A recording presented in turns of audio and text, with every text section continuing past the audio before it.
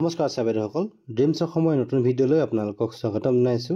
ছাবেদসকল, আজিৰ ভিডিঅ'টোত মই আপোনালোকক শিক্ষা হেতু পৰ্টেলত এজন নতুন ষ্টুডেণ্ট বা নতুনকৈ এডমিশ্যন কৰা ষ্টুডেণ্ট এজনক কেনেকৈ শিক্ষা হেতু পৰ্টেলত এড কৰিব এই বিষয়ে জনাম। ছাবেদসকল, ভিডিঅ'টো শেষলৈকে চাই যাব আৰু যিসকল ছাবেদে চেনেলটো নতুনকৈ চাই আছে কাইণ্ডলি চেনেলটো ছাবস্ক্ৰাইব কৰিবলৈ নাপাহৰিব। তেনেহ'লে আহকচোন ভিডিঅ'টো আৰম্ভ কৰোঁ। কি কৰিব লাগিব, ক্ৰম ব্ৰাউজাৰটো অ'পেন কৰি ল'ব। ক্ৰম ব্ৰাউজাৰটো অ'পেন কৰাৰ পিছত আপোনালোকে চাৰ্চ কৰিব লাগিব শিক্ষা সেতু অসম বুলি।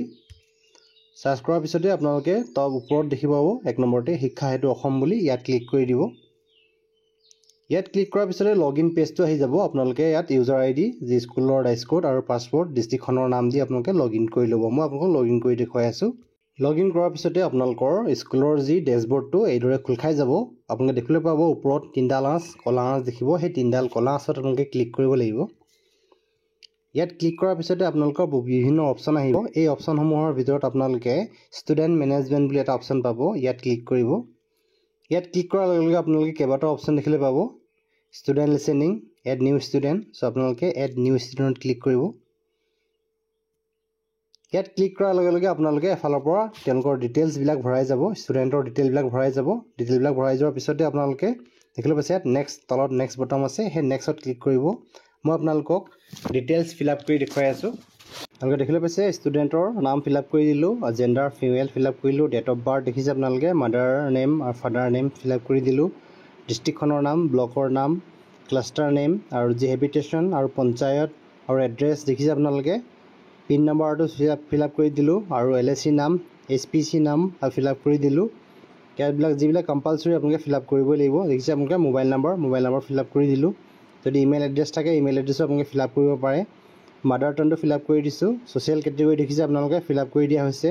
ছাব কেটেগৰী ফিল আপ কৰা হৈছে দেখিছে আপোনালোকে। মাইনৰিটি গ্ৰুপ দেখিছে আপোনালোকে, এইটো ফিল আপ কৰা হৈছে। ৱেডাৰ দেখিছে আপোনালোকে ইয়াৰ পিছতে weather belong to bill' property land BPL, যদি য়েছ হয় য়েছ কৰিব, যদি ন হয় ন কৰিব। ইয়াৰ পিছতে AY, যি অন্ন সেৱা যোজনা যদি বেনিফিচিয়াৰী হয় আপোনালোকে য়েছ কৰিব, যদি ন হয় ন কৰিব। ষ্টুডেণ্ট যদি EWS হয় তেতিয়া আপোনালোকে য়েছ কৰিব আৰু যদি ন হয় ন কৰিব।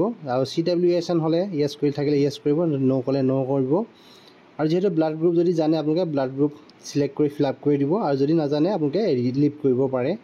ইয়াৰ পিছত দেখিছে আপোনালোকে weather the children is Indian national, যদি য়েছ হয় য়েছ কৰিব, যিহেতু সকলো য়েছে হয় য়েছ কৰিব। ইজ দ্য চিলড্ৰেন হোমলেছ যদি হয় য়েছ কৰিব, যিহেতু ন হয় ন কৰিম আমি। যদি ষ্টুডেণ্টটো OSC হয় তেতিয়াহ'লে আপোনালোকে য়েছ কৰিব, যদি ন হয় ন'ত ক্লিক কৰিব। আপোনালোকে গোটেইখিনি ফিল আপ কৰাৰ পিছত পুনৰ এবাৰ চেক কৰি ল'ব। চেক কৰাৰ পিছত আপোনালোকে কি কৰিব লাগিব, চব যদি শুদ্ধ আছে আপোনালোকে নেক্সটত ক্লিক কৰি দিব। দেখিছে আপোনালোকে নেক্সটত ক্লিক কৰি দিলোঁ। নেক্সটত ক্লিক কৰাৰ পিছতে ইয়াত এডমিশ্যন নাম্বাৰ আপোনালোকে ফিল আপ কৰিব লাগিব। মই এডমিশ্যন নাম্বাৰটো ফিল আপ কৰি দিছোঁ, এই বছৰৰ 02। তাৰপিছত দেখিছে ডেট অফ এডমিশ্যন, যিহেতু এপ্ৰিল মাহত এডমিশ্যন কৰা হৈছিলে, এপ্ৰিল মাহৰ 4 তাৰিখে এডমিশ্যন কৰিছিলে। তাৰপিছত দেখিছে আপোনালোকে একাডেমিক ইয়েৰটো চিলেক্ট কৰি দিব। আপোনালোকে একাডেমিক ইয়েৰ, বিভিন্ন একাডেমিক ইয়েৰ আছে। আপোনালোকে তললৈ চিলখন স্ক্ৰল ডাউন কৰিব। স্ক্ৰল ডাউন কৰাৰ লগে লগে তলত দেখিলে পাব 2024, 2025 আৰু 2024, 2025 চিলেক্ট কৰি দিব। ইয়াত চিলেক্ট কৰাৰ পিছতে আপোনালোকে ক্লাছ ছেকশ্যন, যদি ক্লাছত ছেকশ্যন আছে আপোনালোকে কোন ক্লাছত আপুনি এডমিশ্যন দিছে আপোনালোকে সেইটো চিলেক্ট কৰি দিব। যিহেতু ক শ্ৰেণী, আমি ক শ্ৰেণী চিলেক্ট কৰি দিম, ইয়াৰ পিছত আছে ৰোল নম্বৰটো আপোনালোকে ভৰাই দিব পাৰে, যিহেতু ছেকেণ্ড এডমিশ্যন হৈছিলে আপোনালোকে ক্লাছ KGত। ইয়াৰ পিছত হৈছে মিডিয়ামৰ ইনষ্ট্ৰাকশ্যন, আমাৰ যি স্কুলখনৰ মিডিয়ামটো, যি মিডিয়াম হয় আপোনালোকে চিলেক্ট কৰি দিব। আমাৰ যিহেতু ইংলিছ, আমি ইংলিছ চিলেক্ট কৰি দিছোঁ। দেখিছে আপোনালোকে। ইয়াৰ পিছত আছে মাইগ্ৰেশ্যন টাইপ, যদি ষ্টুডেণ্ট মাইগ্ৰেশ্যন আছে হয় তেতিয়াহ'লে আপোনালোকে মাইগ্ৰেশ্যন কৰি লিখিব পাৰে, যদি নহয় ন কৰিব। যিহেতু আমাৰ মাইগ্ৰেশ্যন হোৱা নাই তেতিয়াহ'লে আমি NAত ক্লিক কৰি দিম।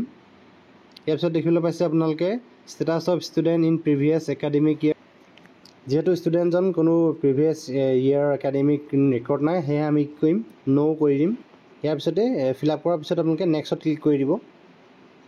নেক্সটত ক্লিক কৰাৰ পিছত আপোনালোকে দেখিবলৈ পাইছে অন্য এটা যি ফেচিলিটি আছে, ফেচিলিটি এণ্ড আদাৰ ডিটেইল ষ্টুডেণ্টৰ। দেখিছে আপোনালোকে ট্ৰান্সপৰ্টেশ্যন ন আছে, ন কৰি দিব। স্কটছ ন আছে, ন কৰিব। ফ্ৰী চাইকেল নাই, ন কৰিব। মোবাইল টেবলেট নাই, ন কৰিব। আৰু বাকী এইবিলাক যিবিলাক আছে হোষ্টেল ফেচিলিটি, যিহেতু নাথাকেই আপোনালোকে ন কৰি দিব। আৰু যদি নকৰি কোনো অসুবিধা নাই, হাইটটো আপোনালোকে জুখি ল'ব 97 চেণ্টিমিটাৰ। আৰু দেখিছে কেজি ৱেইট হিচাপত 16 কেজি আপোনালোকে ৱেইট কৰি ফিল আপ কৰি দিব। ইয়াৰ পিছত দেখিছে আপোনালোকে weather the student taking any additional food supplement, যদি য়েছ হয় য়েছ কৰিব, যদি ন' হয় ন' কৰিব, যিহেতু এইবিলাক ন'ই কৰিব আপোনালোকে আটাইবিলাক। ইয়াৰ পিছত আছে SLD, এইটো ন' কৰিব আপোনালোকে, ASD এইটো ন' কৰিব, এইখিনি ন' কৰিব, আটাইখিনি আপোনালোকে ন'ই কৰি যাব। ন' নকৰিলেও আপোনালোকৰ নেক্সটত ক্লিক কৰিলে আপোনালোকে নেক্সট পেজলৈ গুচি যাব।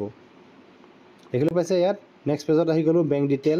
যদি আপোনালোকৰ ষ্টুডেণ্টৰ যি বেংক একাউণ্ট থাকে সেই বেংক একাউণ্ট যদি জানে আপোনালোকে ফিল আপ কৰি দিব, name of bank fill up কৰি দিব আৰু IFSC কোড আৰু ব্ৰাঞ্চ নেম আপোনালোকে ইয়াত ফিল আপ কৰি ছেভত ক্লিক কৰি দিয়াৰ লগে লগে ষ্টুডেণ্টৰ এডমিশ্যনটো আপোনালোকৰ স্কুলত হৈ যাব। ইয়াৰ পাছত আপোনালোকে নতুনকৈ এড কৰা ষ্টুডেণ্টজনক এপ্ৰুভ কৰিব লাগিব। পূৰ্বতে এই এপ্ৰুভ কৰাৰ ব্যৱস্থাটো ব্লক MI সকলে কৰিছিল। যিহেতু MI সকলৰ বিভিন্ন কাম থাকে, সেয়েহে এই এপ্ৰুভেল প্ৰচেছটো বিদ্যালয়ৰ হাতত অৰ্পণ কৰা হৈছে। সেয়েহে আপোনালোকে কেনেকৈ এপ্ৰুভ কৰিব আপোনালোকক দেখুৱাইছে আৰু বাইদেউসকল। ইয়াৰ পিছত আপোনালোকে সেই তিনিডাল যি কলা আঁচ আছে, তিনিডাল কলা আঁচত ক্লিক কৰি দিব। তিনিডাল কলা আঁচত ক্লিক কৰাৰ পিছতে আপোনালোকে দেখিবলৈ পাব বিভিন্ন অপশ্যনসমূহ। সেই অপশ্যনসমূহৰ মাজতে দেখিবলৈ পাইছে নিউ ষ্টুডেণ্ট এপ্ৰুভেল। সেই নিউ ষ্টুডেণ্ট এপ্ৰুভেলত ক্লিক কৰিব আপোনালোকে।